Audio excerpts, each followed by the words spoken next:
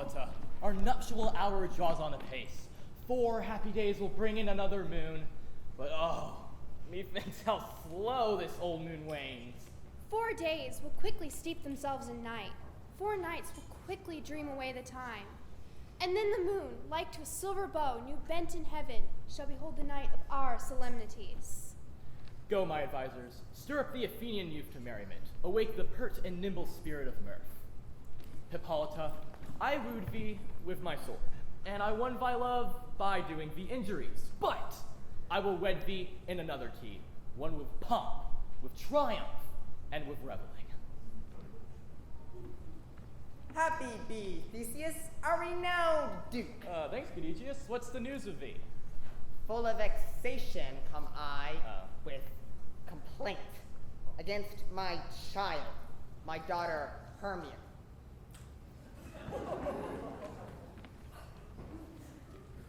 Stand forth, Demetrius, my noble lord. This man hath my consent to marry her. Stand forth, Lysander, and, my gracious Duke, this man hath bewitched the bosom of my child. Thou, Lysander, thou hast given her rhymes and interchanged love tokens with my child.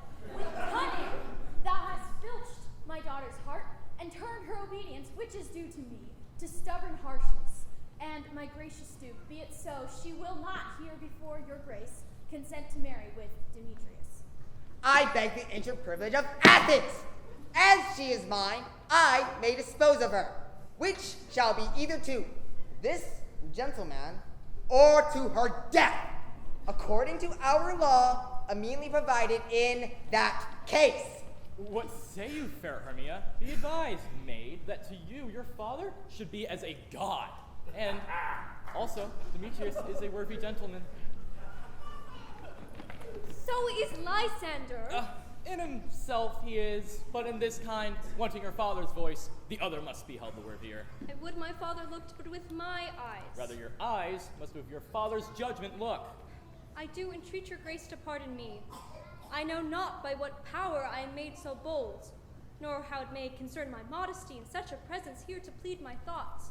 But I beseech your grace, that I may know the worst that may befall me in this case, if I refuse to wed Demetrius. Either to die the death, or to abjure forever the society of men. Therefore, fair Hermia, question your desires, whether, if you yield not to your father's choice, you can endure the livery of a nun. So I will grow, so live, so die, my lord. Take time to pause, and by the next new moon, that sealing day betwixt my love and me, for everlasting bond of fellowship, upon that day, either prepare to die for disobedience to your father's will, or else wed Demetrius, as he would, or on Diana's altar, protest for austerity and a single life. Relent, sweet Hermia, and Lysander, yield thy praised title to my certain right. You have her father's love, Demetrius. Let me have Hermia's. Do you marry him? Scornful Lysander! True, he hath my love, and what is mine, my love shall render him. And she is mine, and all my right of her I do estate unto Demetrius. I am, my lord, as well derived as he, as well possessed. My love is more than his, my fortunes every way as fairly ranked, if not with vantage, as Demetrius's. And what's more than all these boats can be, I am beloved by beauteous Hermia. Why should not I then prosecute my right? Demetrius, I'll vouch it to his head, has won the soul of Netter's daughter, Helena, and she, sweet lady, devoutly dotes in idolatry upon this spotted and inconstant man. I must confess, I have heard so much, and with Demetrius thoughts who have spoke thereof, but being overfull of self-affairs, my mind did lose it. But, Demetrius, come, Aegeus, you shall go with me. I have some private schooling for you both. For you, fair Hermia, look you arm yourself to fit your fancies to your father's will, or else the law of Athens yields you up to death, or to a single life even worse. Come, Hippolyta, what cheer, my love? Demetrius and Aegeus, go along. I must employ you in some business. With duty and desire, we follow you.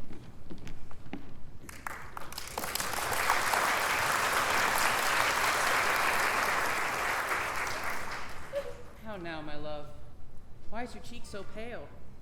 How chance the roses there do fade so fast? Belike for want of rain which I could well beteem them from the tempest of mine eyes. Ah, me. For aught that ever I could read, could ever hear by tale or by history, the course of true love never did run smooth. Swift as any shadow, short as any dream, and ere a man hath power to say, behold, the jaws of darkness do devour it up. So quick, bright things come to confusion. If then true lovers had been ever crossed, it stands as an edict in destiny, as then we must teach our child patience, because it is a customary cross, as due to love as thoughts and dreams and sighs. A good persuasion. Therefore, hear me, Hermia. I have a widow aunt, a dowager of great revenue, and she hath no child. From Athens is her house remote 7 leagues, and she respects me as her only son. There, gentle Hermia, may I marry thee. And to that place the sharp Athenian law cannot pursue us. If thou lovest me then, steal forth thy father's house tomorrow night.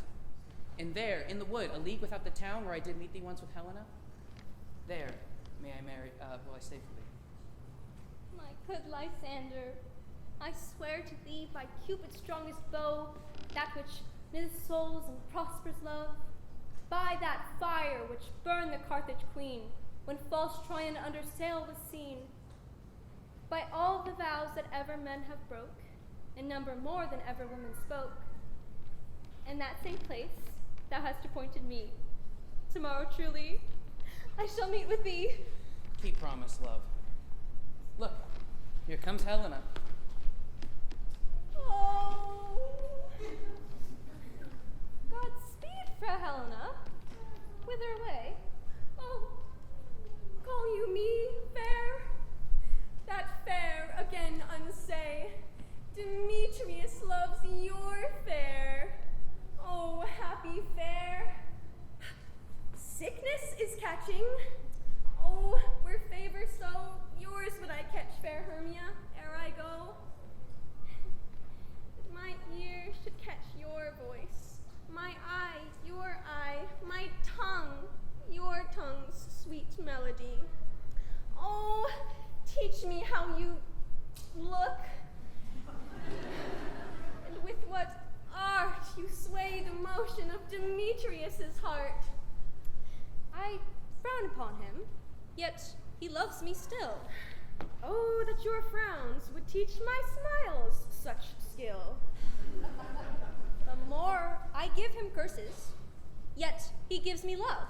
Oh, that my prayers could such affection move. The more I hate, the more he follows me. The more I love, the more he hateth me. His folly, Helena, is no fault of mine.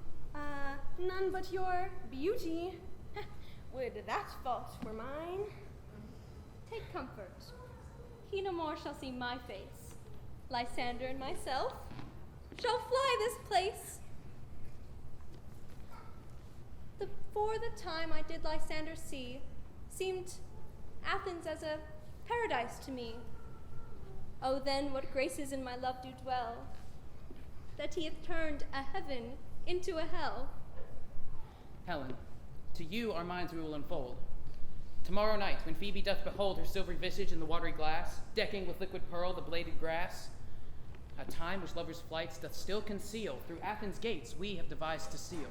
And in that woods Lysander and myself shall meet, and thence from Athens turn away our eyes to seek new friends and stranger companies. Farewell, sweet playfellow. Pray thou for us, and good luck grant thee thy Demetrius. Keep word, Lysander. We must starve our sights from lovers' food till deep midnight. I will, my Hermia. Helena, adieu. As you on him, Demetrius dote on you.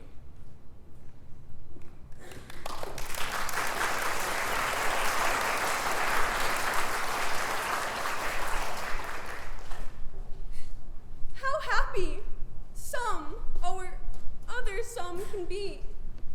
Through Athens I am thought as fair as she. But what of that?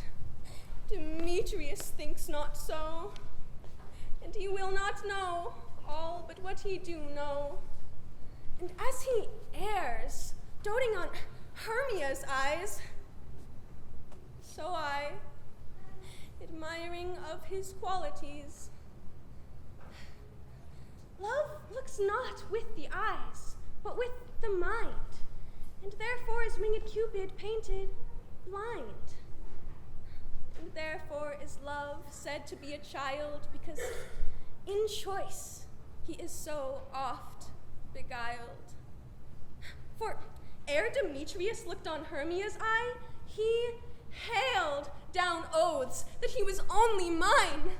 But when that hail some heat from Hermia felt, so he dissolved, and showers of oaths did melt. I will go to him and tell him of fair Hermia's flight. Then to the woods will he tomorrow night pursue her, and for this intelligence, if I have thanks, oh, it is a dear expense. But herein mean I to enrich my pain, to have his sight both thither and back again.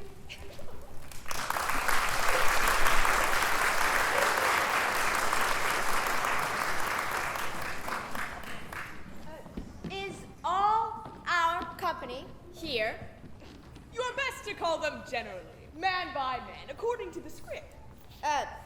Here is the scroll of every man's name that is thought fit through all Athens to play in our interlude before the Duke and Duchess on his wedding day at night. First, good Peter Quince, say what the play treats on, and then read the names of the actors, and so go to a point. Mary, our play is the most lamentable comedy and most cruel death of Pyramus and Thisbe. A very good piece of work, I assure you. And a merry. Now, good Peter Quince, call forth your actors from the scroll. Masters, spread yourselves. Answer as I call you. Nick Bottom. Ready! Name what part I am for, and proceed. The Weaver, you are set down for Pyramus. Oh! What is Pyramus? A lover or a tyrant? A lover that kills himself most gallantly for love. Well, that will ask some tears in the true performing of it. The raging rocks, the shivering shocks shall break the locks of the prison gates. This was lofty. Now, name the names of the rest of them. I do not need your permission. Francis Flute, the bellows mender. Here, Peter Quince. You must take Thisbe on you. What is Thisbe? A wandering knight? It is the lady that must love. Nay, faith, let me not play a woman. I have a beard coming. Well, that's all one. Hair on your chin. You shall play it in a mask, and you may speak as small as you will. And may I hide my face? Let me play Thisbe too, for I can speak in a monstrous Little voice. Thisbe, Pyramus, my lover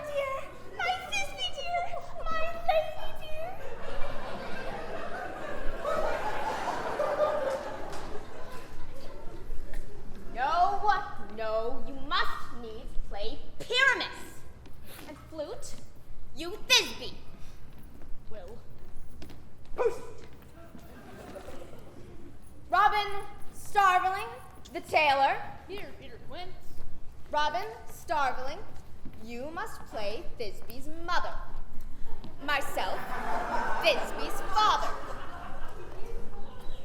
Tom Snout, the tinker, you, Pyramus's father.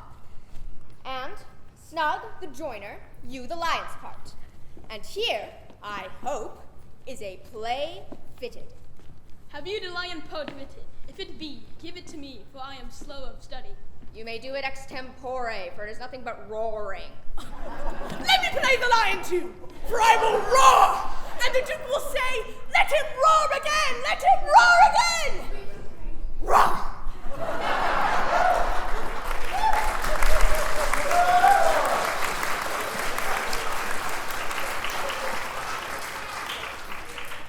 You can play no part but Pyramus.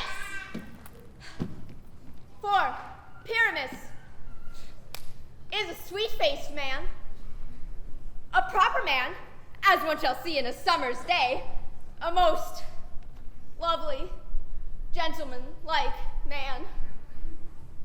Therefore, you must needs play Pyramus. Well, I will undertake it. But what beard do I best paint? Why, whatever you will. I think I will discharge it in either your straw-colored beard or your French crown beard. Some of My your favorites. Some of your French crowns have no hair at all, and then you shall play barefaced. But, masters, here are your parts, and I am to entreat you, request you, and desire you to come then by tomorrow night and meet me in the palace wood, a mile without the town, by moonlight. There will we rehearse. For if we meet in the city, we shall be dogged with company, and our devices known. In the meantime, I will draw up a bill of properties, such as our play wants. I pray you, all of you, fail me not. We will meet, and there we will rehearse most obscenely and courageously. Take pains! Be perfect. Adieu. At the Duke's Oak we meet. Enough. Hold or cut both strings.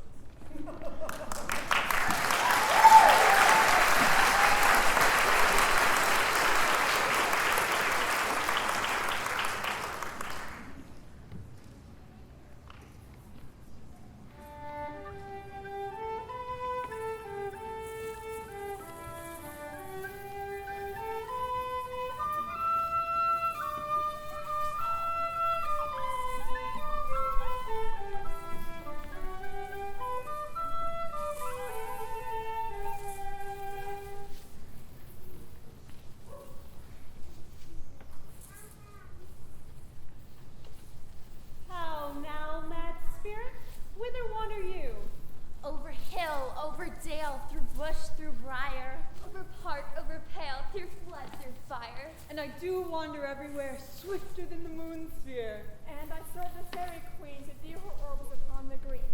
I must forsake some dear drops here. Pearl and the castles. Farewell, thou lob of spirits, I'll be gone. The queen and all her elves come here anon. The king doth keep his revels here tonight. Take heed the queen not, come within his sight. For Oberon is passing fell in wrath, because that she, as her attendant hath, a lovely boy stolen from an Indian king.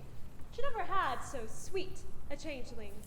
And jealous Oberon would have the child, knight of his train, to trace the force wild.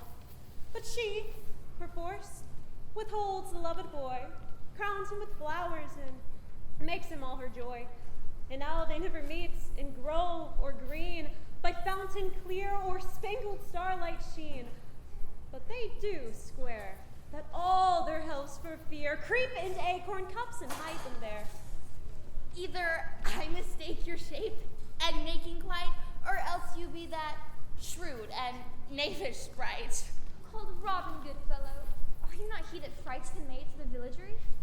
And sometimes makes the drinks to bear no barm, misleading night wanderers laughing at their harm.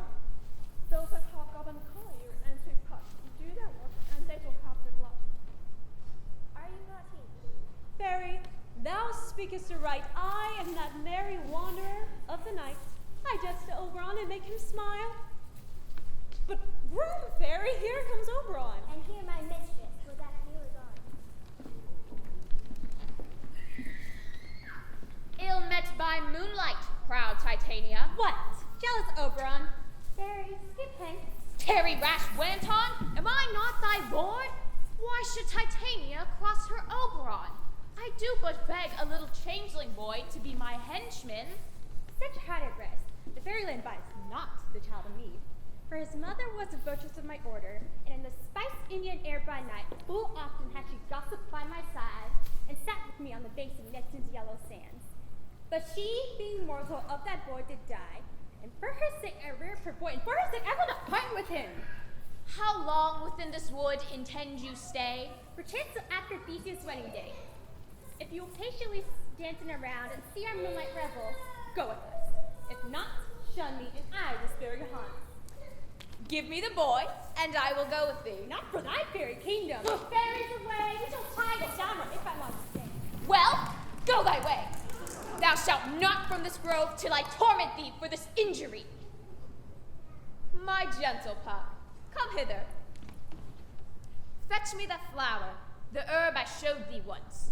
The juice of it on sleeping eyelids laid will make any man or woman madly dote upon the first live creature that it sees. Fetch me this flower, and be thou here again, ere the Leviathan can swim a league. I'll put a girdle around the earth in 40 minutes. Having watched this juice, I'll watch Titania when she is asleep, and drop the liquor of it in her eye. The next thing then she waking looks upon, she shall pursue it with the soul of love. And ere I take this charm off from her sight, as I can take it with another herb. But who comes here? I am invisible, and I shall overhear their conference. I love thee not, therefore pursue me not. Where is Lysander and fair Hermia? The one I'll slay, the other slayeth me. Thou toldest me they were stolen into this wood, and here am I, and wood within this wood, because I cannot meet my Hermia. Hence, get thee gone, and follow me no more. You draw me, you hard-hearted adamant. Oh, but yet you draw not iron, for my heart is as true as steel. Leave you your power to draw, and I shall have no power to follow you. Do I entice you? Do I speak you fair? Or rather, do I not, in plainest truth, tell you I do not, nor I cannot love you? Aw, and even for that do I love you the more.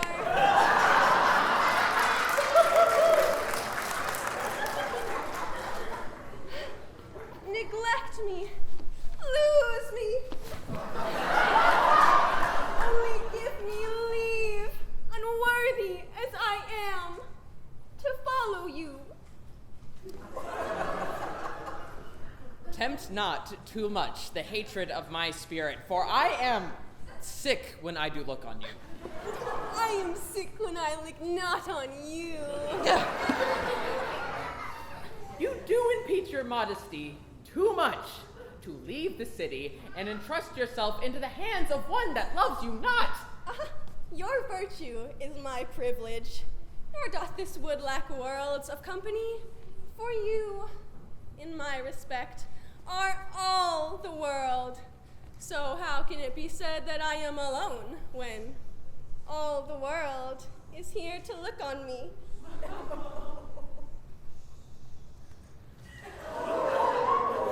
I'll run from thee and hide me in the brakes and leave thee to the mercy of wild beasts. The wildest have die, Demetrius. I'll follow thee, and make a heaven of a hell, to die upon the hand I love so well.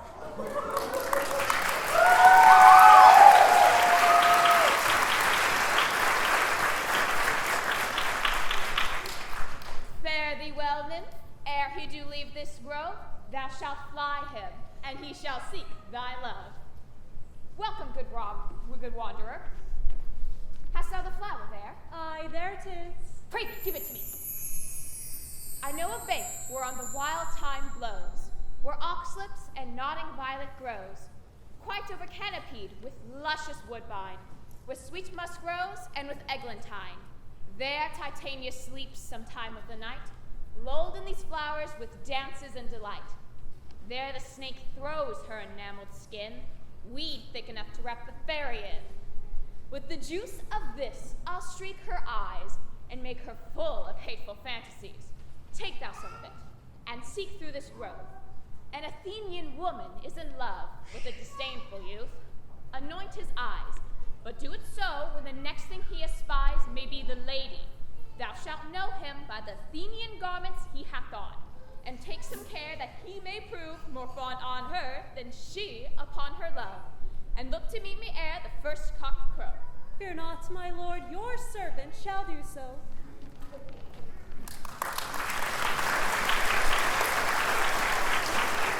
Come now, Randall and Gary Sond, into the 30-minute hence.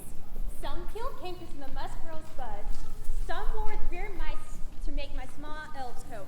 And some fed that clamorous owl, the nightly hoots and wonders at our quaint spirits. Sing me now to sleep, then to their offices and let me rest.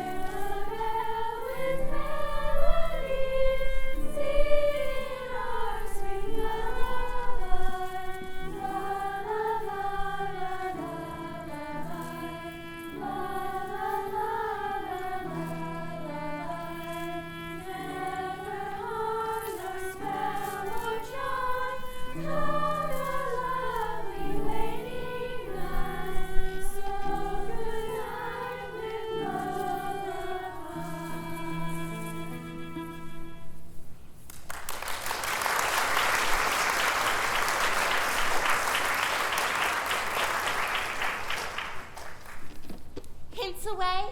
Now all is well. One a loose stand sentinel.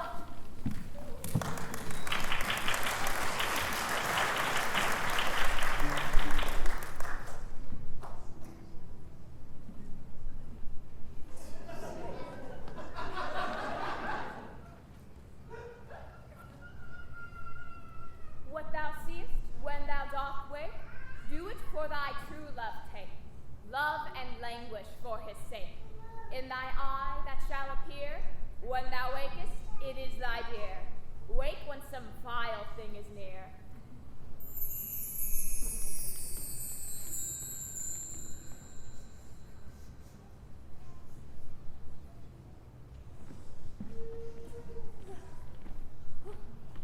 Fair love, you faint with wandering in the wood, and to speak troth, I have forgot our way.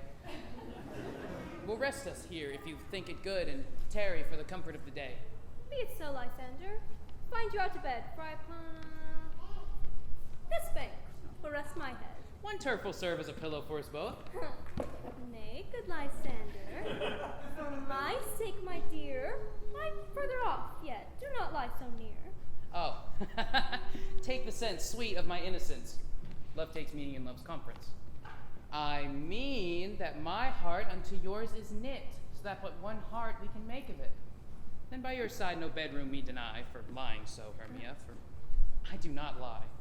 Lysander riddles very prettily, but much beshrew my manners and my pride if Hermia meant to say Lysander lies. But, gentle, friend, for love and courtesy lie further off. In human modesty, such separation as may well be said becomes a virtuous bachelor and maid. So far, be distant. And good night, sweet friend.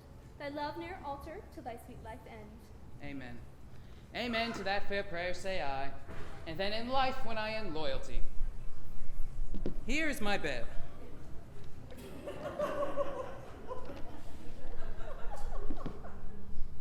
Here is my bed. Great. Good. Sleep give thee all his rest. Oh, with half that wish, the wisher's eyes be pressed.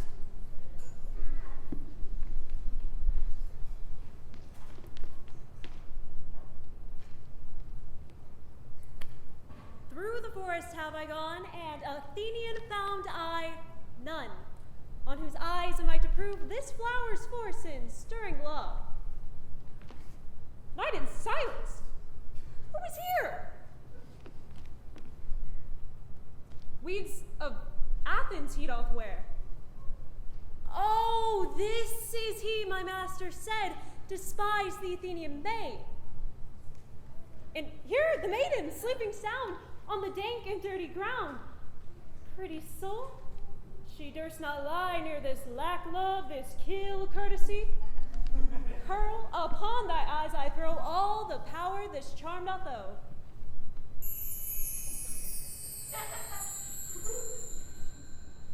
And when thou wakest, let love forbid sleep his seat on thy eyelid. So, awake when I am gone, for I must now to Oberon.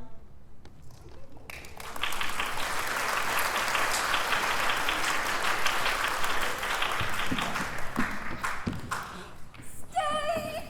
No, thou kill me! Sweet Demetrius! I charge thee hence, and do not haunt me thus. Wilt thou darkling leave me? Do not so. Oh, stay. On thy peril, I alone will go. I am out of breath in this fond chase. The more my prayer, the lesser is my grace. Happy is Hermia, wheresoe'er she lie, for she hath blessed and attractive eyes. How came her eyes so bright? Not with salt tears. If so, then mine are oftener washed than hers. No, I am as ugly as a bear. For beasts that meet me do run away for fear. Therefore no marvel, though Demetrius do, as a monster, fly my presence thus. But who is here? Lysander, on the ground, dead or asleep? I see no blood, no wound. Lysander, if you live, good sir, awake!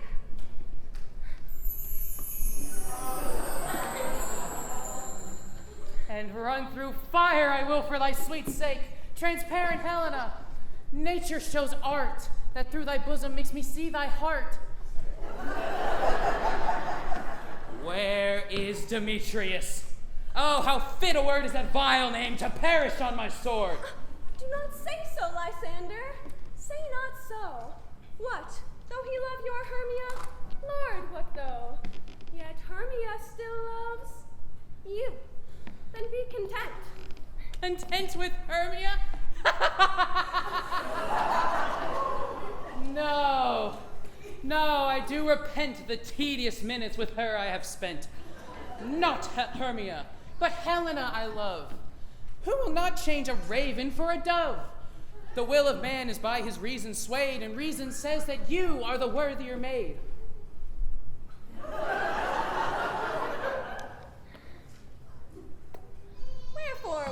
to this keen mockery born? When, at your hands, did I deserve this scorn? Is it not enough? Is it not enough, young man, that I never can deserve a sweet look from Demetrius's eye? But you must flout my insufficiency? Good troth, you do me wrong, good sooth, you do, in such a disdainful manner me to woo. But fare ye well. Perforce, I must confess, I thought you a lord of more true gentleness. Oh, that a lady of one man refused should of another therefore be abused.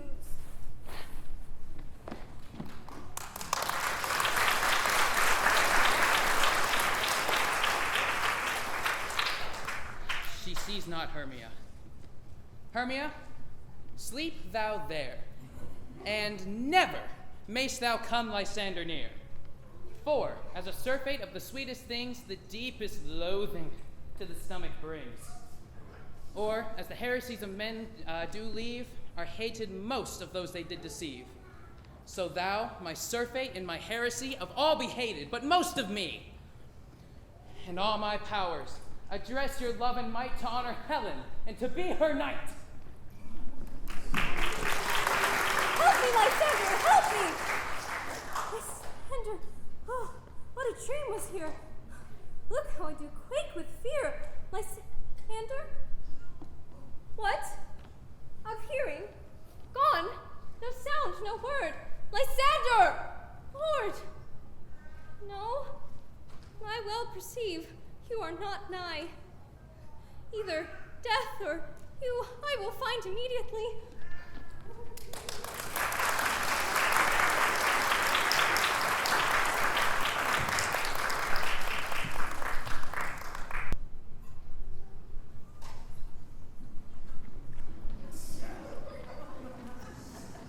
Are we all met? Pat. And here's a marvelous convenient place for our rehearsal. This green plot shall be our stage, this hawthorn brake our tiring house, and we will do it in action as we will do it before the Duke. Peter Quince. What sayest thou now, bully bottom? There are some things in this comedy, Pyramus and Thisbe, that could never please. First, Pyramus must draw his sword and kill himself, which the ladies cannot abide. How you answer that? Fire, Lincoln, a perilous fear. I believe we should leave the killing out when all is done. No, not to which. I have a device that will make all well. Write me a prologue, and make the prologue seem to say, we will do no harm with our swords. This will put them out of fear. Well, we will have such a prologue, and it will be written in 8 and 6. No. Make it 2 more. Let it be written at 8 and 8. Will not the ladies be afraid of the lion? I fear it, I promise you.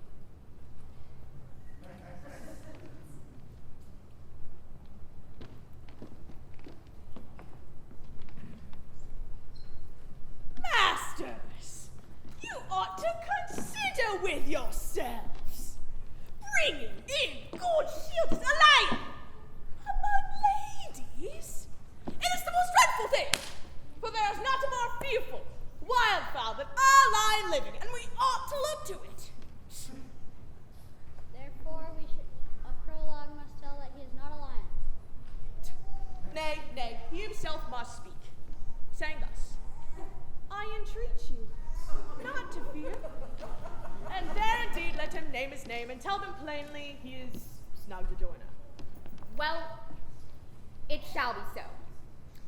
But here is 2 hard things that I thought of.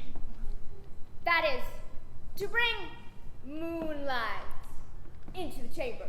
For, you know, Pyramus and Thisbe must meet by moonlight. Doth the moon shine that night we play our play? A calendar! A calendar! Look in the almanac! Find out moon Yes, it doth shine that night.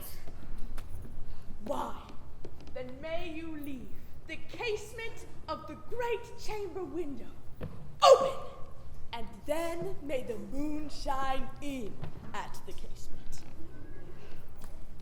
Aye, or else one must come in with a bush of thorns and a lanthorn and say he comes to disfigure, or present the person of moonshine. But then, there is another thing. We must have a wall in the great chamber. For, you know, says the story that I totally didn't write. Pyramus and Thisbe did talk through the chink of a wall. You can never bring a wall in a wall. What say you, Bottom? Some man or another must present a wall. And let him have some plaster about him to signify wall. And let him hold his fingers like thus. And through that cranny shall Pyramus and Thisbe whisper.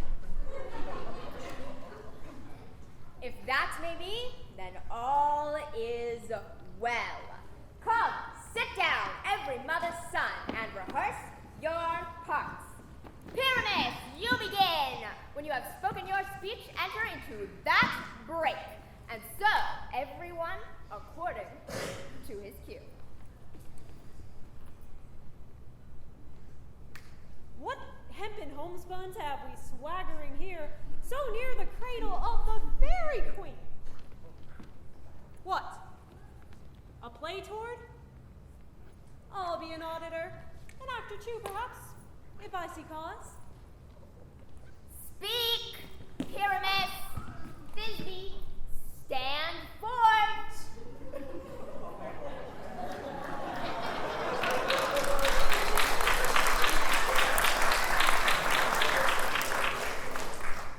Thisbe, thy flowers have odious savors sweet. Odorous, savor. Odorous savors sweet. So hath thy breath, my dearest Thisbe dear. But hark! A voice. Say thou but hear what, and by I will to thee. A stranger Pyramus than e'er played here. Must I speak now? Aye, Mary, must you? For you must understand, he goes but to see a noise that he heard, and is to come again.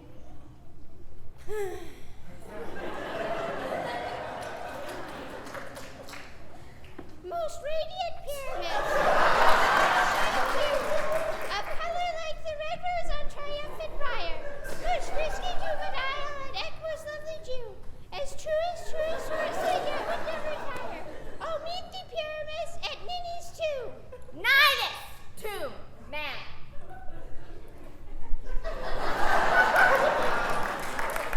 Wait, you must not speak that yet.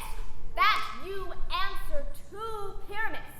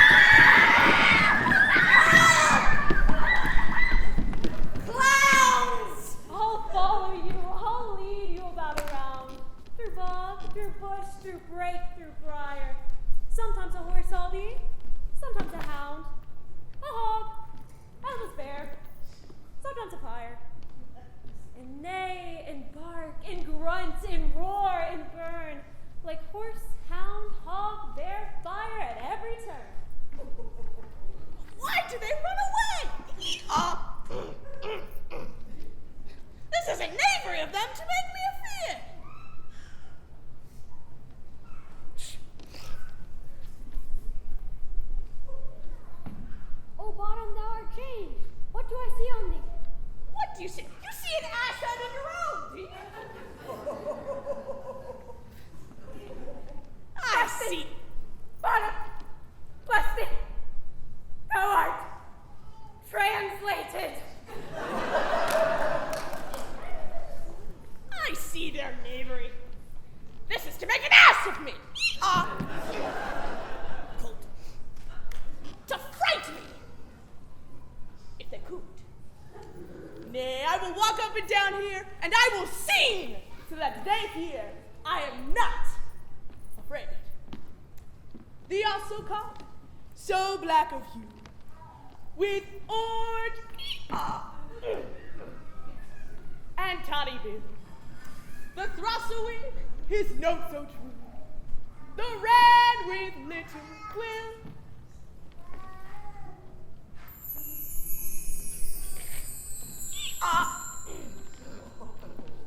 What angel wakes me from my flowery bed?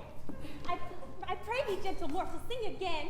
My ear is much enamored of thy note, so is my eye enthralled by thy shape, and thy fair virtue's force doth move me. On first you to say, to swear, I love thee. Methinks you should have little reason for that. Thou art as wise as thou art beautiful. Not so neither. If I had wit enough to get out of this wood, I would have enough to serve my own turn. Having this wood, do not desire to go. Thou shalt remain here whether thou will or no. For I am the spirit of no common wraith, and the summer still doth attend upon my state. And I do love thee, therefore go with me. And I'll give thee fairies to attend upon thee, and they shall fetch jewels from the deep, and sing while thou on pressed flowers doth sleep. Peace blossom, cotton mothwood, peace blossom, moth, mustard seed. Ready? And I. And I. And I. Where shall we go? Be kind and courteous to this gentleman. Feed him with apricots and dewberries, with purple grapes, green figs, and mulberries. The honey bags steal from the humble bees, and pluck the wings from painted butterflies to fan the moonbeams from sleeping eyes. Nod to him elves and do him courtesies. Hail, mortal. Hail. Hail. Hail. I cry your worship's mercy, heartily. I beseech your worship's name. Peace blossom. Your name, honest gentleman. Cobbler. I beseech your worship's name. Mustard seed. I desire more of your acquaintance, good master mustard seed. Come, wait upon him. Tie up my love's tongue and bring him silently.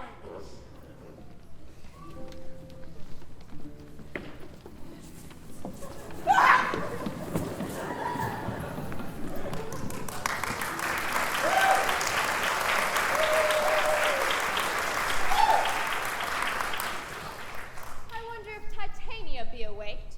Then, what it was that next came in her eye, she must dote on in extremity. Here comes my messenger. How now, mad spirit? My mistress with a monster is in love. Near to her close and consecrated bower, while she was in her dull and sleeping hour, a crew of patches, rude mechanicals, that work for bread upon Athenian stalls, were met together to rehearse a play intended for great Theseus's nuptial day. Now, the shallowest thick skin of that barren sport, who Pyramus presented in their sport, forsook his scene and entered into a brake. When I did him at this advantage take, an ass's knoll I fixed upon his head. Anon his Thisbe must be answered, and forth my mimic comes. When they him spy, as wild geese that the creeping fowler eye sever themselves and madly sweep the sky. So, at his sight, away his fellows fly. I led them on in this distracted fear and left sweet Pyramus translated there. When, in that moment, so it came to pass, Titania winked and straightway loved an ass. Ha ha! This falls out better than I could devise. But hast thou yet latched the Athenian's eyes with the love juice, as I bid thee do? I took to him sleeping. That is finished too, and the Athenian woman by his side, that when he wakes, of force she must be eyed. Stand close. This is the same Athenian. This is the woman, but not this, the man. Why rebuke you him that loves you so? Lay breath so bitter on your bitter foe. Now I but chide, but I should use thee worse, for thou, I fear, hast given me cause to curse. If thou hast slain Lysander in his sleep, your shoes in blood plunge in me deep and kill me too. The sun was not so true unto the days he to me. Would he have stolen away from sleeping Hermia? It cannot be, but thou hast murdered him. So should a murderer look, so dead, so grim. So should the murdered look, and so should I, pierced through the heart with your stern cruelty. Yet you, the murderer, look as bright and as clear as yonder Venus in her glimmering sphere. What's this to my Lysander? Where is he? Ah, good Demetrius, wilt thou give him me? I had rather give his carcass to my hounds. Out, dog, out! Cur, thou hast driven me past the bounds of maiden's patience. Hast thou slain him then? Henceforth never be numbered among men. Oh! Once! Tell true, even for my sake. You spend your passion on a mispriced mood. I'm not guilty of Lysander's blood, nor is he dead, for aught that I can tell. I pray thee then tell me that he is well. And if I could, what should I get there for?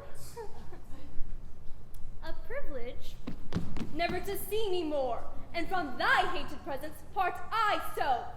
See me no more, where he be dead or no. Ugh. Ugh. There is no following her in this fierce vein. Here, therefore, for a while, I will remain.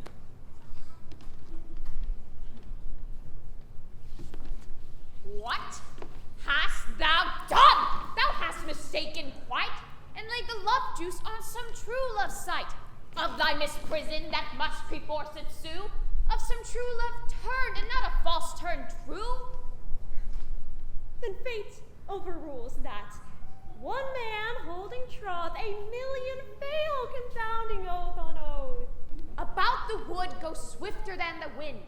Helena of Athens look thou find. All fancy sick she is, and pale of cheer, with sighs of love that cost the fresh blood dear. By some illusion see thou bring her here. I'll charm his eyes against she do appear. I go, look how I go, swifter than the arrow from the Tartar's bow.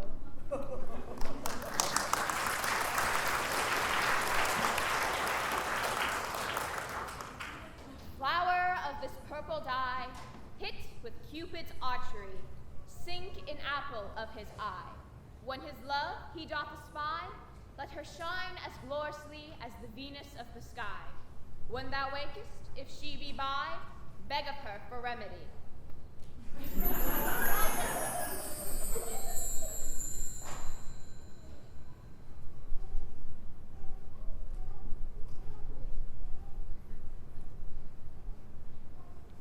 Master of our fairy band, Helena is here at hand, and the youth mistook by me, leading for a lover's fee. Shall we their fond pageant see? Lord, what fools these mortals be! Stand aside. The noise they make will cause Demetrius to awake. Then will two at once woo one, and that must needs be sport alone. And those things do best please me that befall preposterously.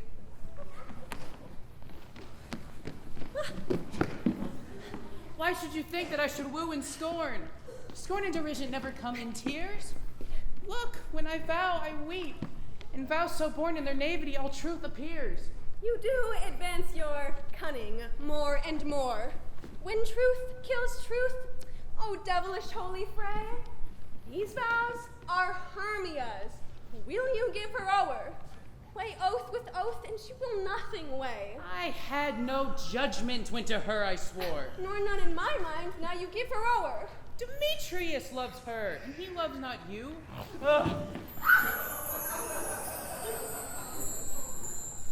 Oh, Helen, goddess, nymph, perfect, divine, to what, my love, shall I compare thine eye? Oh, spite. Oh, hell! I see, you all are bent to set against me for your merriment. If you were men, as men you are in show, you would not use a gentle lady so.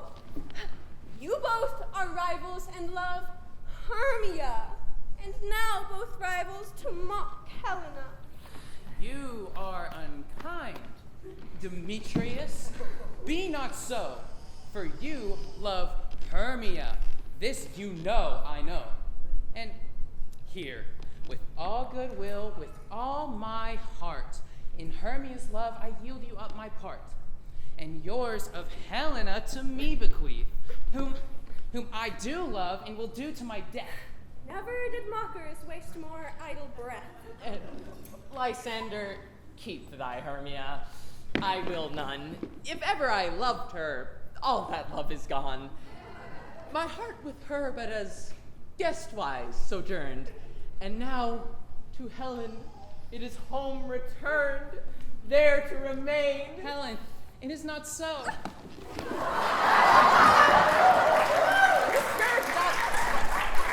Disparage not the faith thou dost not know. Look, where thy love comes, yonder is thy dear. Thou art not by my eye, Lysander, found, but by my ear. Ah, I think it brought me to thy sound. But why unkindly didst thou leave me so? Why should he stay, whom love doth press to go? What love could press Lysander from my side? Lysander's love, who would not let him bide. Fair Helena, who more engilds the night than all yon fiery O's and eyes of light. You speak not as you think. It cannot be. Lo, she is one with this confederacy. Now I perceive they have conjoined all three to fashion this false sport in spite of me.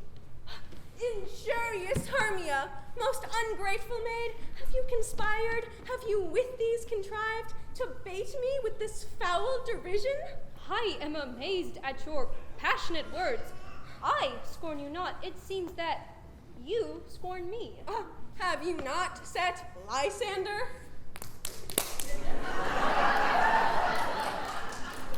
As in scorn, to follow me and praise my eyes and my face, and made your other love, Demetrius, who, even but now, did spurn me with his foot to call me goddess, nymph, divine, and rare. I understand not what you mean by this. I do persevere, counterfeit sad looks, make mouths upon me when I turn my back. But fare ye well, 'tis partly mine own fault, which death or absence shall soon remedy. No! Stay, fair Helena, stay! Hear my excuse. My love, my life, my soul, fair Helena. Oh, excellent. Please, do not scorn her so. If she cannot entreat, I can compel. Oh, thou canst compel no more than she entreat. Thy threats have no more strength than her weak prayers. Helen, I love thee by my life, I do. I say, I love thee more than he can do. Oh, if thou say'st so, withdraw and prove it too. Quick, come!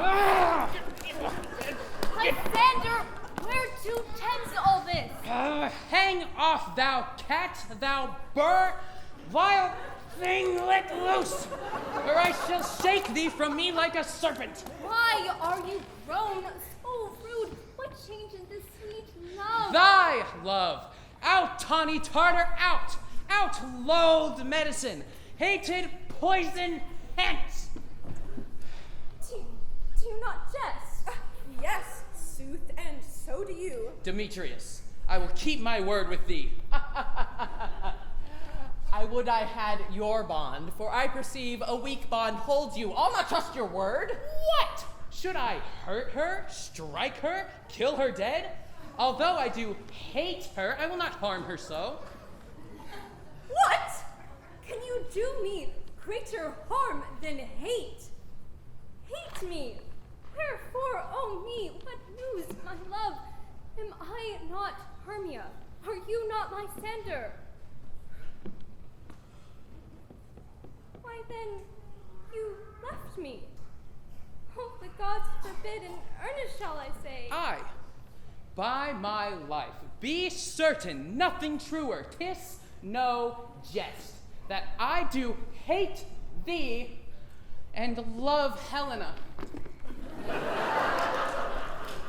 Oh me, you juggler, you canker blossom, you thief of love! What? Have you come by night and stolen my love's heart from him? Fine, in faith. Have you no modesty, no maiden shame? Fight, you counterfeit, you puppet, you puppet. Why, so I. That way goes game. Speak. How low am I, thou painted maypole? Speak. How low am I?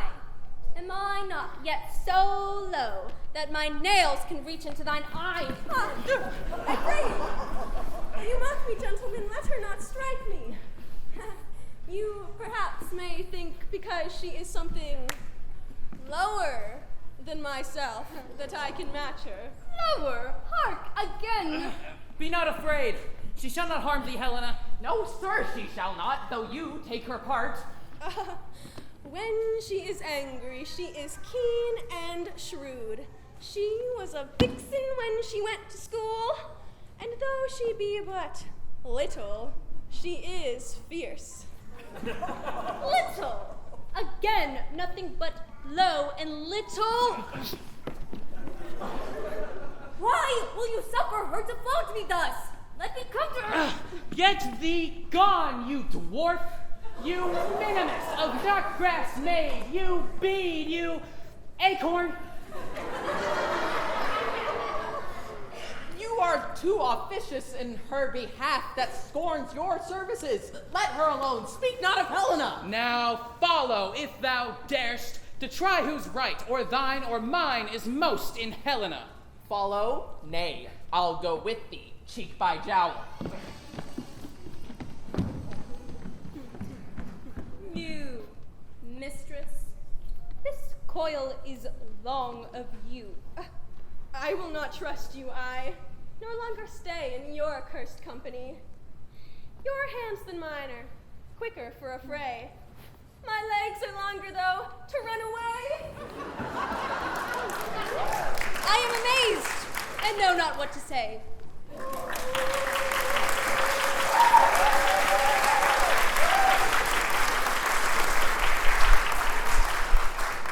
This is thy negligence, still thou mistakest. Or else commits thy knaveries willfully? Believe me, King of Shadows, I mistook. But didst thou not tell me I should know the man by the Athenian garments he has on? And so far blameless proves my enterprise that I have anointed an Athenian's eyes.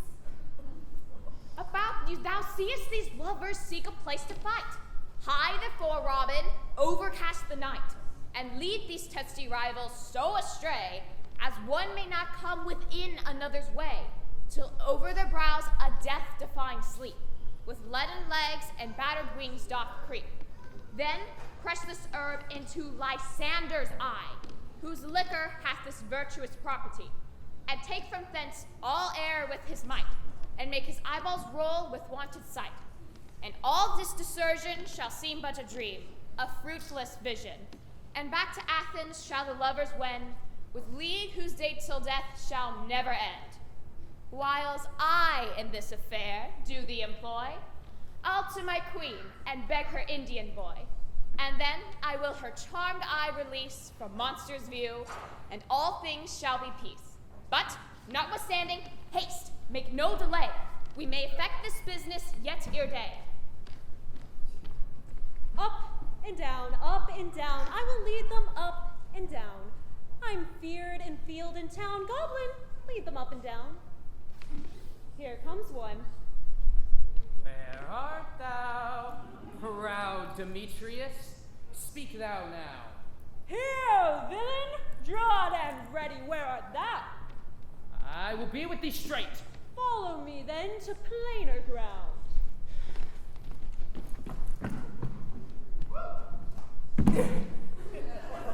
Lysander, thou runaway, thou coward, art thou fled? Thou coward! Art thou bragging to the stars, telling the bushes that thou lookst for wars and wilt not come? Yea, art thou there? Ay, follow me, we'll try no manhood here.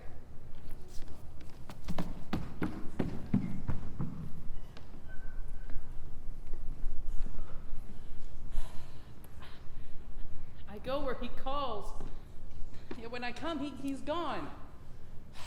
I've fallen am I in dark, uneven way. And here will rest me. Cursed sword. Oh, come thou, gentle day.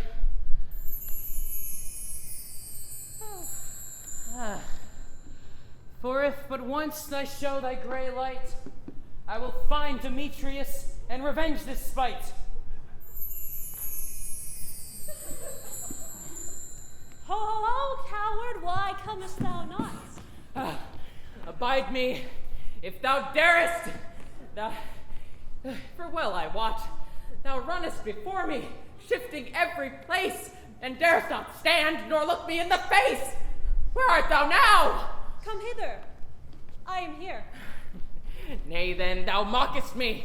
Thou shalt buy this, dear, if ever I thy face by daylight see. Now go thy way. Faintness constraineth me to measure out my length on this cold bed. By day's approach, look to be visited.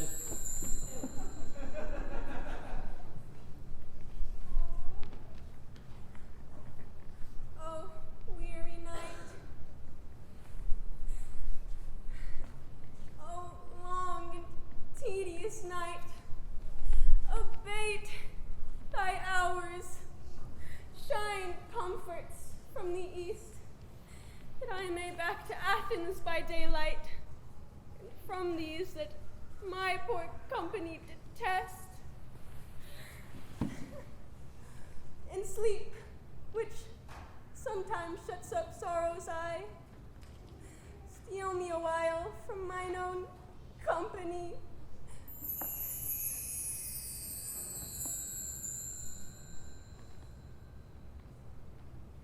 Yet but three.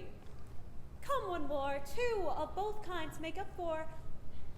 Here she comes, cursed and sad. Cupid is a knavish lad, thus to make poor females mad. Never so in weary, never so in woe, bedabbled with the dew and torn with briars. I can no further go, no further crawl. My legs can keep no pace with my desires. Here will I rest me till the break of day. Heavens shield Lysander, if they mean a fray.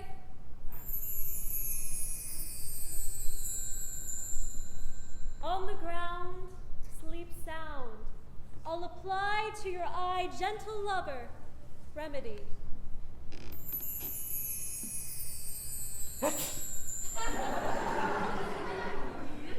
When thou wakest, thou takest true delight in the sight of thy former lady's eye, and the country proverb known that every man should take his own, in your waking shall be shown.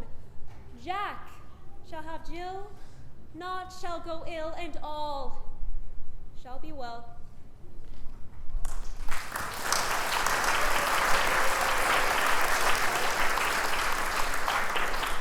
Sit thee down upon the flowery bed, while I thy amicable cheeks do coy, and stick musk roses in thy sleek smooth head, and kiss thy fair large ears, my gentle joy. Where's Peaceful? Ready? Scratch my head, Peaceful. Where is Monster Cobweb? Ready? Monster Cobweb, good one, swear. Get your weapons in hand and kill me a red-hipped humble bee on top of a thistle. Oh, and good one, swear, bring me a honey bag. Where is Monster Mustard Seed? Ready. What's your will? Oh, nothing. Good one, swear, but to help Calvary Cobwebs scratch.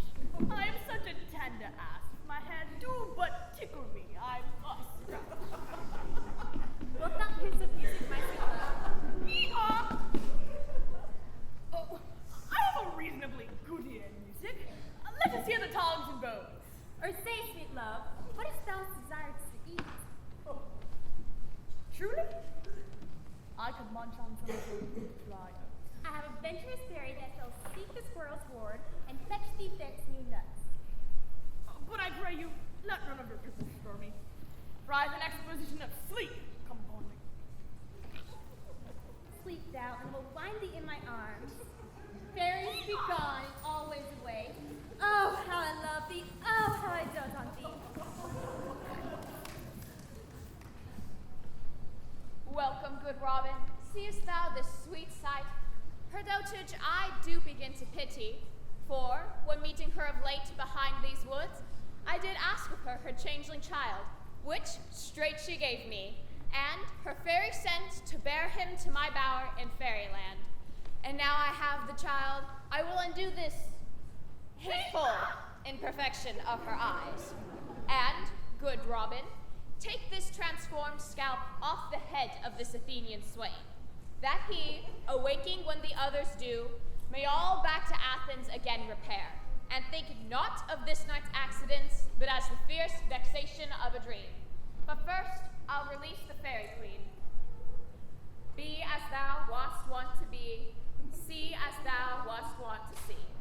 Now, Titania, wake you, my sweet queen. Oh, my Oberon! What vision have I seen? Methought I was enamored of an ass. There lies your love. How bring these things to pass? How my eyes loathe his visage now. Silence a while. Robin, take this transformed scalp off the head. Titania, music hall, and strike more dead than the common sleep of these 5 ascents. Music, ho, music. Such is charming sleep.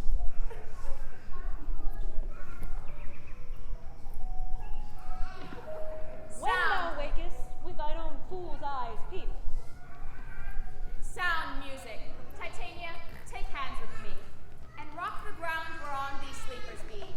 Thou and I art new in amity, and will tomorrow midnight solemnly dance in Duke Theseus' house triumphantly. Come, my lord, in our flight, tell me how this came this night, that I sleeping here is bound with all these mortals on the ground. Then, in silence sad, trip we over the night shade, and we the globe can compass soon, swifter than the wandering moon.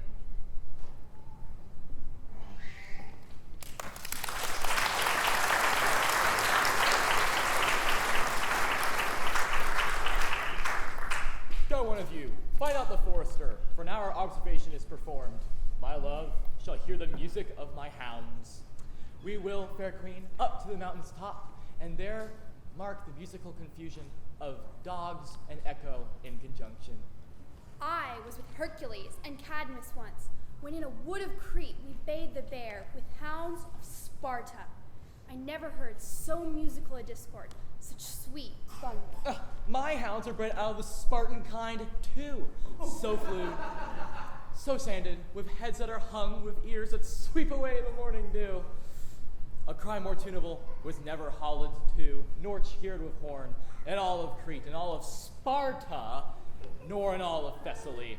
Judge when you hear. But soft, what nymphs are these? My lord, this is my daughter here, asleep. And this Demetrius, this Lysander is, this Helena, old Netter's Helena? I wonder of their being here together. No doubt. They rose up early to observe the rite of May, and, hearing our intent, came with grace of our solemnity. But speak, Aegeus, is this not the day that Hermia should give answer of her choice? It is, my lord. Go, bid the huntsmen wake them up with their horns. Good morrow, friends. Pardon, my lord. I pray you all stand up. I know you two are rival enemies. How comes this gentle concord in the world? That hatred is so far from jealousy, to sleep by hate and fear no enmity. My lord, I shall reply amazedly. Half sleep, half waking. But as yet, I swear I cannot truly say how I came here. But now I think, for truly would I speak, and now I do bethink me. So it is. I came with Hermia hither.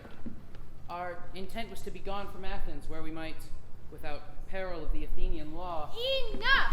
Enough! My lord, you have enough. I beg the law upon his head.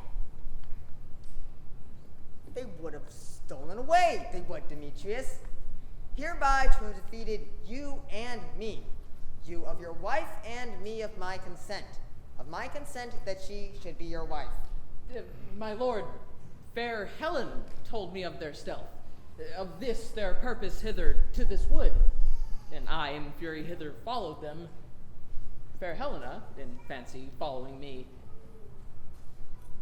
But, my good lord, I wot not by what power, but by some power it is, my love to Hermia melted as doth the snow, and all the faith, the virtue of my heart, the object and the pleasure of mine eye, is only Helena.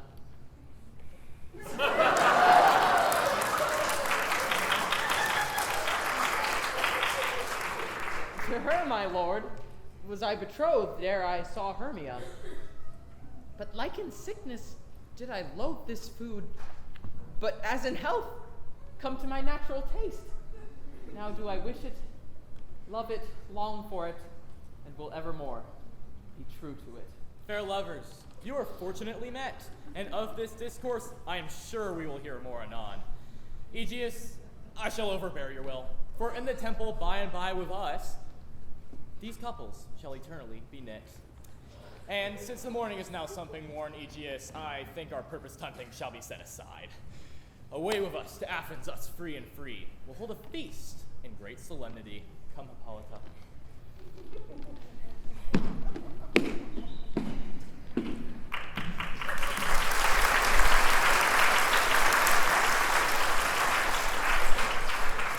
These things seem small and undistinguishable, like far-off mountains turned into clouds.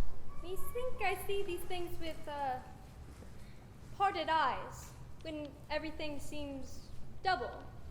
And so methinks I have found Demetrius like a jewel, mine own and not mine own. Are you sure that we are awake? It seems to me that yet we sleep, we dream. Do you not think the Duke was here and bid us follow him? Yea, and my father. And Hippolyta. And he did bid us follow to the temple. Why then, we are awake.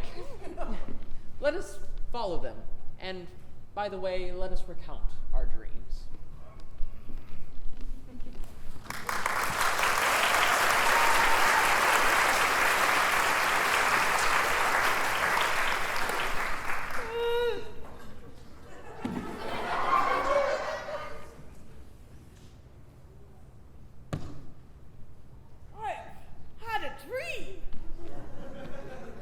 Pass wit of any man to say what it was.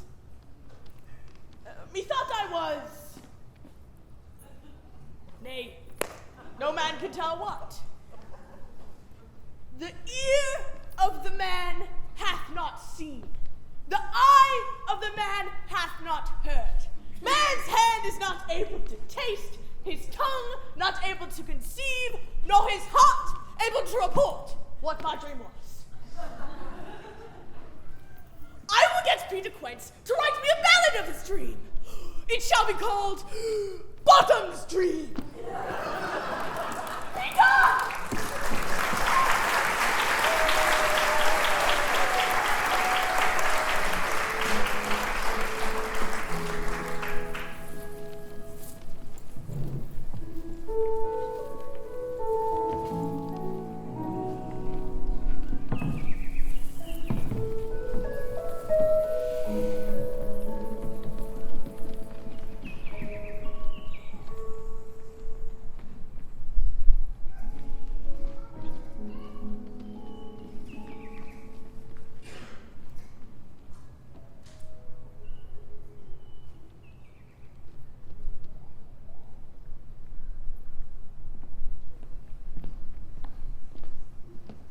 You sent to Bottom's house? Is he come home yet? He cannot be here out of doubt. He is transported. If he come not, then the play is marred. It goes not forward, doth it? It is not possible. You have not a man in all Athens to discharge Pyramus. But he... No, he hath simply the best wit of any handicraft man in Athens. And the best person, too. He is a very paramour for a sweet voice. You must say paragon. A paramour is, bless us, a thing of naught. Masters, the Duke is coming from the temple, and there are 2 or 3 lords and ladies more merry. The first word has gone forward, and all been made burn. Oh, sweet Bully Bottom! Thus had he lost 6 pence a day during his life. He could not have escaped 6 pence a day, and the Duke had not given him 6 pence a day for playing Pyramus. I'll be hanged. He would have deserved it. 6 pence a day in Pyramus or nothing.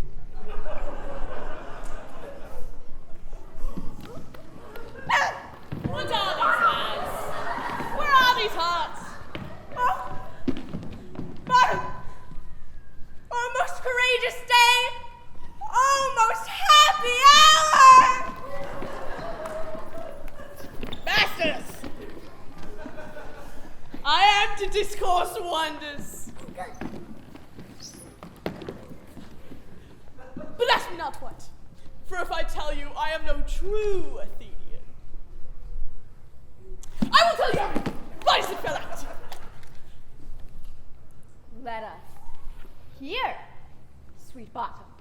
Not a word of me. I have said too much. All I will say is this. Our play is preferred. And most dearest actors eat no garlic nor onions, for we are to utter sweet breath. Away!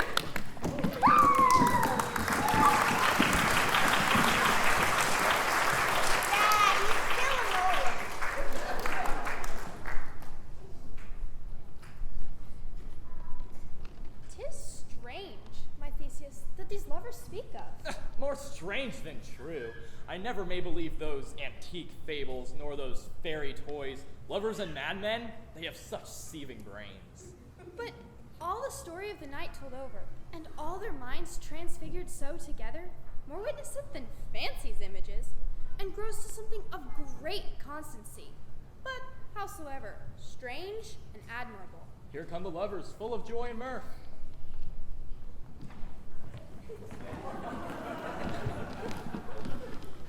My lord. Joy, gentle friends, joy, and may fresh days of love accompany your hearts. Come, what masks, what dances shall we have to wear away this long age of free whole hours? Call my advisors.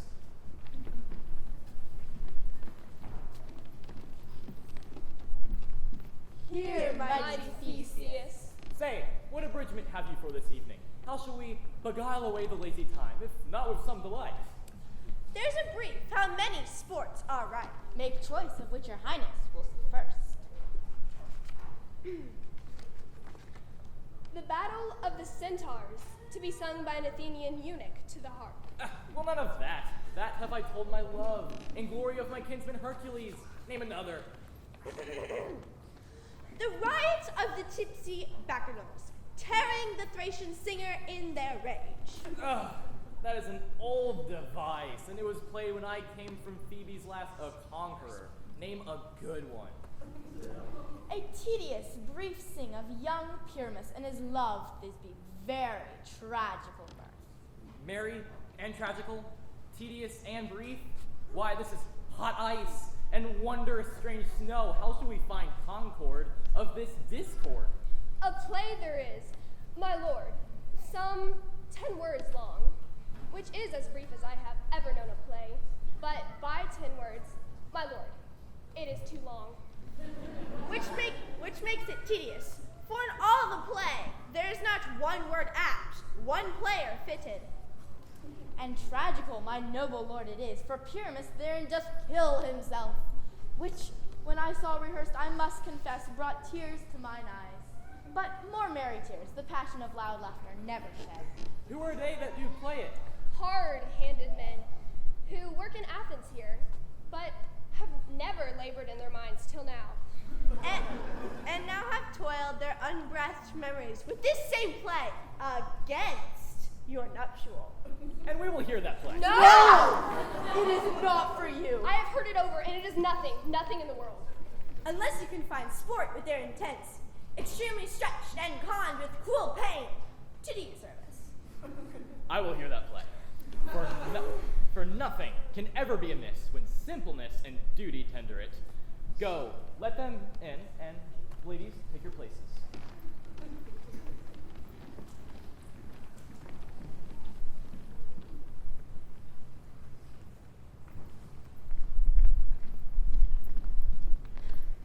So please your grace, the prologue is addressed.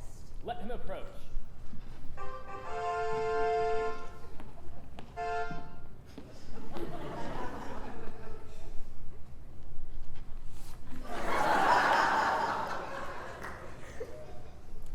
If we offend, it is with our good will. Then you should think we come not to offend, but with good will, to show our simple skill. That is the true beginning of our end. Consider then we come but in despite. We do not come as minding to content you. Our true intent is all for your delight. We are not here that you should hear repent you. The actors are at hand, and by their show you shall know all that you are like to know. This fellow doth not stand upon points, does he? He hath read his prologue like a rough colt. He knows not the stop. His speech was like a tangled chain, nothing impaired, but all this order. Who is next? Gentles! Perchance you wonder at this show, but wonder on till truth make all things plain. This man is Pyramus, if you would know. This beauteous lady, Thisbe is certainly. This man with lime and rough cast doth present Wall.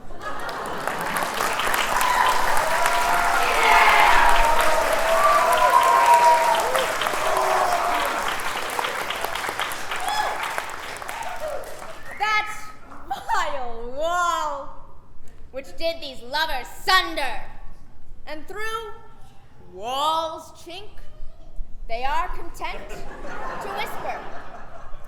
At which, let no man wonder. I know it's hard to understand whispering sometimes. This man with lanthorn, dog, and bush of thorn, presenteth moonshine.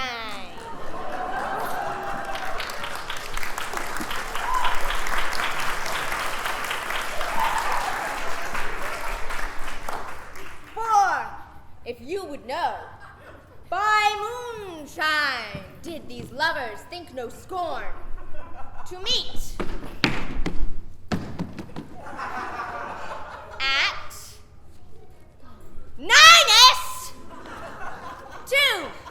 9-2. Thank you. There, to woo this grisly beast, which lion hight by name, the trusty Thisbe, coming first by night, did scare away, or rather did affright. And as she fled, her mantle she did fall, which lion vile with bloody mouth did stain. Anon comes Pyramus, sweet youth, and tall, and finds his trusty Thisbe's mantle slain, whereat, with bloody, blameful blade, he bravely broached his boiling breast, and Thisbe, tarrying in the mulberry shade, his dagger drew and died. For all the rest, let lion, moonshine, wall, and lovers twain at large discourse, while here they do remain. I wonder if the lion beat his feet. No wonder, my lord, one lion may win many asses do.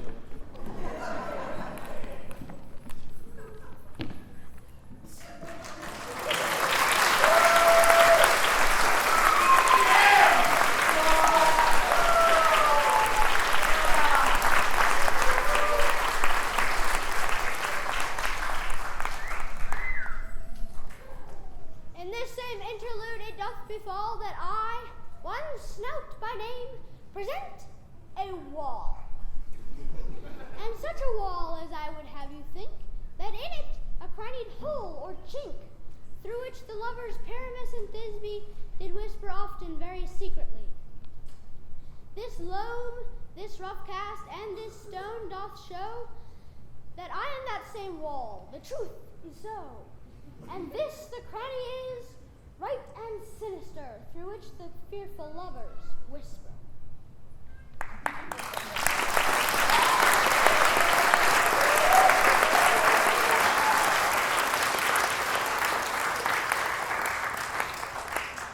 Would you desire, line and hair, to speak better? It is the wittiest partition that e'er I saw heard. Pyramus draws near the wall. Silence! Oh, Grimwood night! Oh, night with you, so. Oh, night, whichever art, what day is that? Oh, night, alack, alack, alack. I fear my Thisbe's promise is forgot. But thou wall, thou sweet and lovely wall, thou standest between her father's ground and mine. Oh wall, oh sweet and lovely wall, show me thy cheek to blink through with mine eye. Thanks, courteous wall. Jove shield thee well for this. But what see I? No Thisbe do I see. Oh, wicked wall, through whom I see no bliss. Curse thy stones for deceiving me. The wall methinks being sensible should curse again. No, in truth, sir, he should not. Deceiving me is Thisbe's cue. Oh. She is to enter now, and I am to spy her through the wall. Yonder she comes.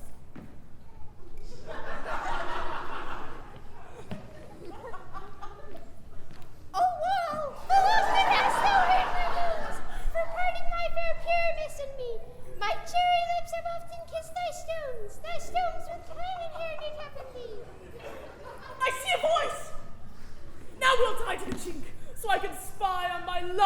Thisby's voice.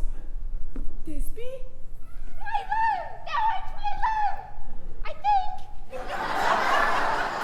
Think what thou wilt, for I am thy lover's grace, and like Lymander, and trustless, And I like Helen till the fates me kill. not Shalaphus to Procreus was so true. As Shalaphus to Procreus I to you. Oh, kiss me through the hole of this vile wall! I kiss the wall, so not your lips at all. Wilt thou meet me at Ninny's tomb? Straight away? Ninus tomb! Ninus tomb? Straight away? I go goodness, I come without delay. Thus have I, wall, my part discharged so, and being done, away doth I go.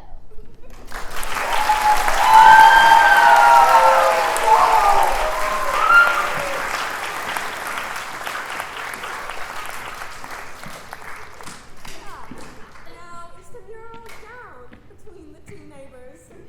No remedy, my lady, when walls are so willful to hear without warning. This is the silliest stuff that ever I heard.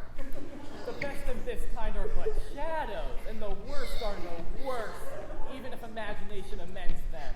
It must be your imagination then, and not theirs.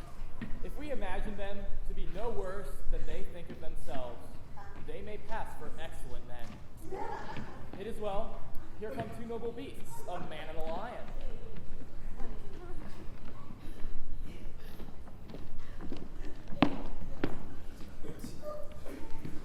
You, ladies, you, whose gentle hearts do fear, the smallest, monstrous mouse that creepeth on floor, may now perchance both quake and tremble here.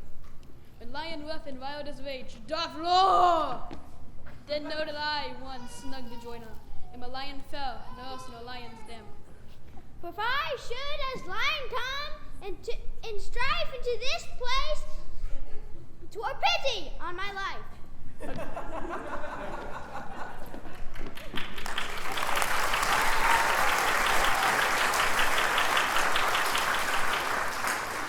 A gentle beast, and of a good conscience.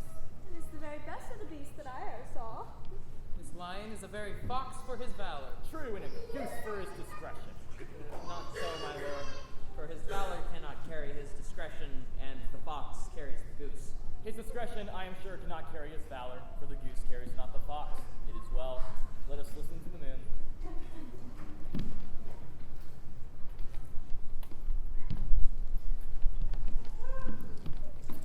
This lanthorn doth the horn moon present. He should have worn the horns on his head. He's no crescent, and his horns are invisible within the circumference. This lanthorn doth the horn moon present. Myself, the man in the moon, do seem to be. This is the greatest error of all the rest. This man should be put into the lanthorn. How else is it the man in the moon? Well, he dares not come there for the candle, for you see, it is already in snuff. I am weary of this moon. What you would change? It appears by his small light of discretion that he is in the wane. But yet, in courtesy, in all reason, we must stay the time. Proceed, moon. All I have to say is to tell you that the lanthorn is the moon, I, the man in the moon, this thorn bush my thorn bush, and this dog my dog.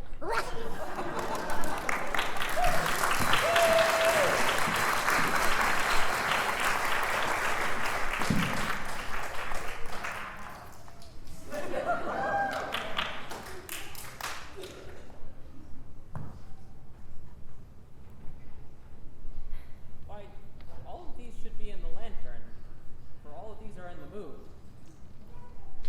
How is it that the man is in the moon?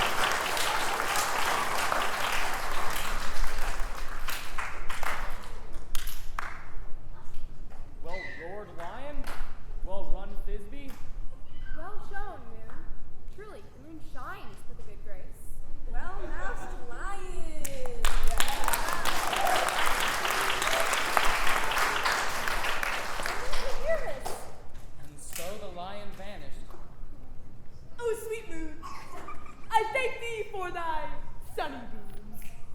I thank thee, moon, for shining now so bright. For by thy golden, gracious, glittering streams, I trust the taste of the truest Thisbe sight. But stay, O spite. But mark, O night, what dreadful dole is here? Eyes, can you see? How can it be?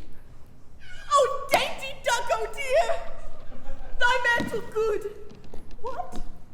Stained with blood? Oh, fate! Come, come! Approach, ye furies fell! Come, quail, crush concluded, quail! This passion and the death of a dear friend would go near to make a man look sad. True my heart, but I pity the man. Wherefore didst thou lie and frame? Since vile line hath deflowered my dear, which is, no, which was the fairest day that looked, that liked, that loved, that lived with cheer.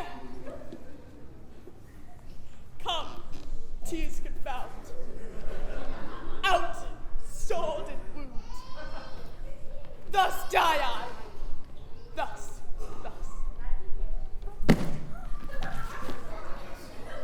Now I am dead. Now I am fled. My soul is in the sky. Tongue, lose thy light. Moon, take thy flight. Now die, die, die, die, die. With the help of this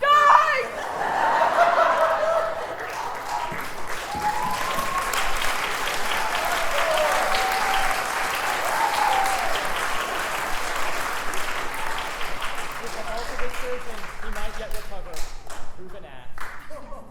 How chance Moonshine is gone before Thisbe comes back and finds her lover? She will find him by starlight.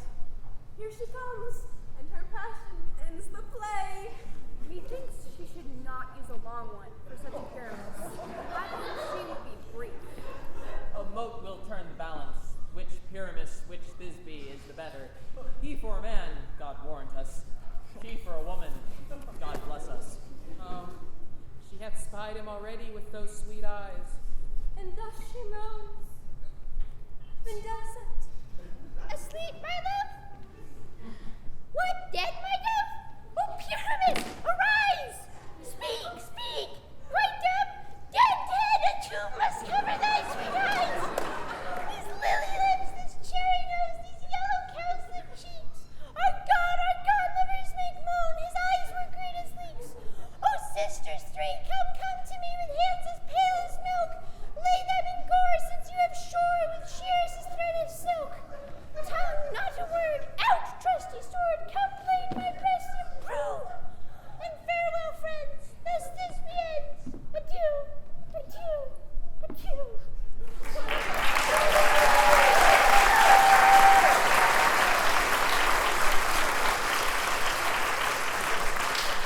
Moonshine and lion are left to bury the dead.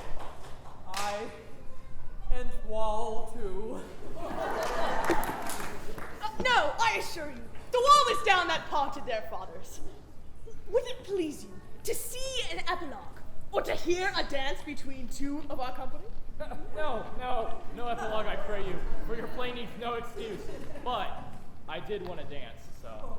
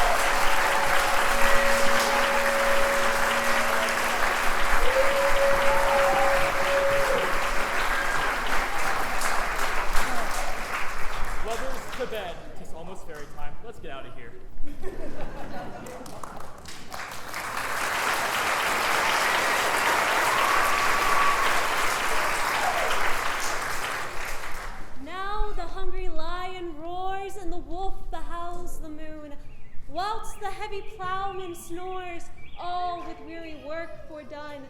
I'm sent with room before to sweep the dust behind the door.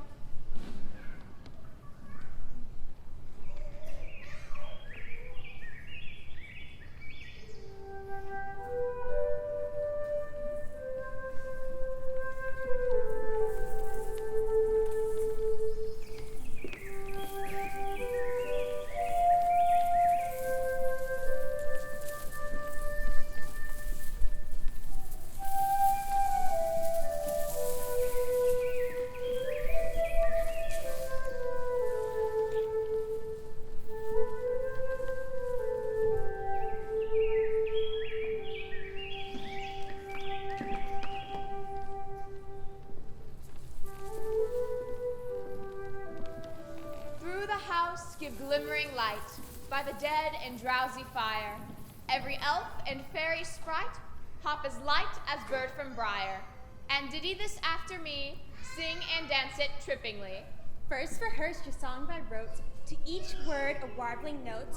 Hand in hand with fairy grace, we shall sing and bless this place. Now, until the break of day, through this house each fairy stray. At each several chamber bless, through this palace with sweet peace, and ever shall in safety rest, and the owner of it bless. Trip away, make no stay, meet me all by the break of day.